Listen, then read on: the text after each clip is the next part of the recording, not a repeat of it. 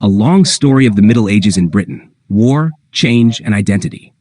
When the Norman conquest ended in 1066, England entered a long and dramatic chapter of history known as the Middle Ages. This period lasted for centuries and was shaped by war, disease, political struggle, social change, and the slow birth of modern Britain. Life was uncertain, loyalty was tested, and power was constantly challenged, both at home and abroad. A land of constant war. After the Norman kings took control of England, peace was rare. The English kings were determined to strengthen their power, and this meant fighting near neighbors as well as distant enemies. Wales, castles and control. In Wales, English kings fought Welsh princes for dominance. The struggle lasted generations, but eventually the English succeeded. In 1284, King Edward I passed the Statute of Rhuddlan, officially annexing Wales to the English crown. This was not just a legal act. It was backed by military force. To secure their control, the English built huge stone castles such as Conwy and Caernarvon. These castles were symbols of power as much as fortresses. By the mid-15th century, Welsh rebellions were finally defeated. English laws were imposed, and the English language began to replace Welsh in administration, although Welsh culture and language survived among the people. Scotland: resistance and independence. In Scotland, the story was very different. English kings attempted to control Scotland, but they faced fierce resistance. The defining moment came in 1314, at the Battle of Bannockburn. Led by Robert the Bruce, the Scots defeated the English army in a decisive victory. This battle ensured that Scotland remained unconquered by England. Scottish independence survived, and a strong sense of national identity grew from this success. Ireland: limited control. At the start of the Middle Ages, Ireland was independent. English involvement began when English troops were sent to support an Irish king. Over time, the English stayed and built settlements. By 1200, English rule was firmly established in an area around Dublin known as the Pale. Beyond the Pale, power remained with Irish lords, although some accepted the authority of the English king. English control in Ireland was partial and fragile, and Irish identity remained strong. Wars beyond Britain. English kings did not only fight at home, they were deeply involved in wars abroad, which shaped medieval society. The Crusades. Many English knights joined the Crusades, religious wars in which European Christians fought to control the Holy Land. These wars were driven by faith, ambition, and the promise of honor and wealth. Although England did not gain lasting territory, the Crusades deeply influenced medieval culture and ideas about religion and warfare. The 100 Years' War. One of the longest and most important conflicts was the 100 Years' War between England and France. Despite its name, it lasted 116 years, beginning in the 1330s and ending in the 1450s. One of its most famous moments was the Battle of Agincourt in 1415, where King Henry V led a much smaller English army to a stunning victory against the French. This battle became a symbol of English bravery and military skill. However, despite early successes, England gradually lost its territories in France and withdrew almost completely by the mid-15th century. Life, land, and feudalism. The Normans introduced feudalism, a system that shaped medieval life. The king owned all land and granted it to lords in return for loyalty and military support. Lords provided soldiers when the king went to war. Below the lords were peasants.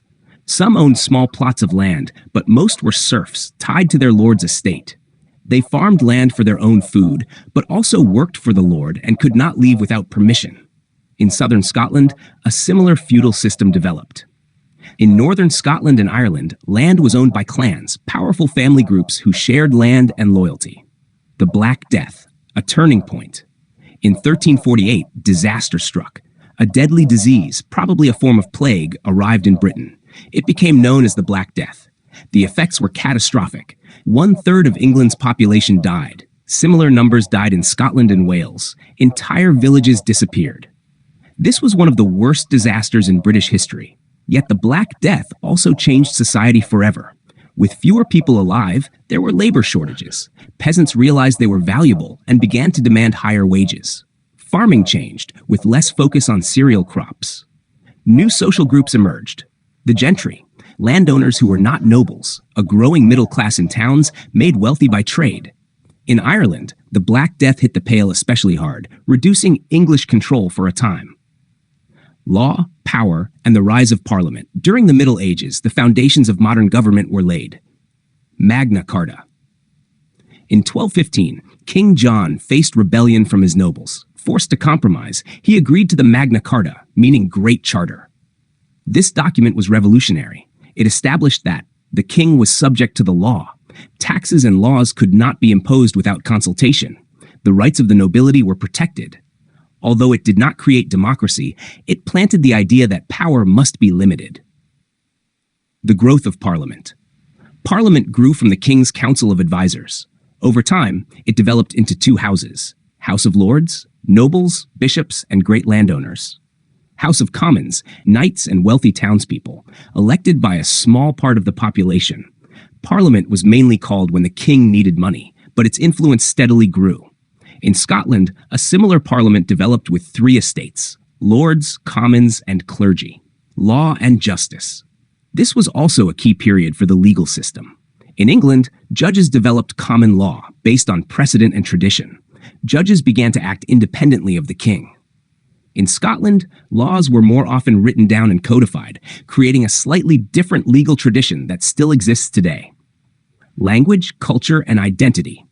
After the Norman conquest, society was divided by language. The ruling class spoke Norman French. The peasants spoke Anglo-Saxon.